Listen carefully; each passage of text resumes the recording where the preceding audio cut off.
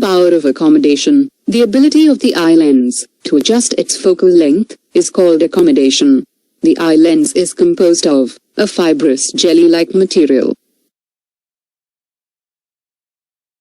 Its curvature can be modified to some extent by the ciliary muscles. The change in the curvature of the eye lens can change its focal length.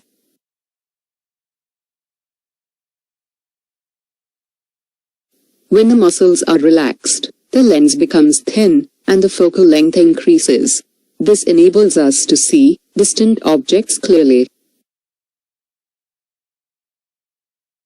When we are looking at objects closer to the eye, the ciliary muscles contract and increases the curvature of the eye lens and makes it thicker.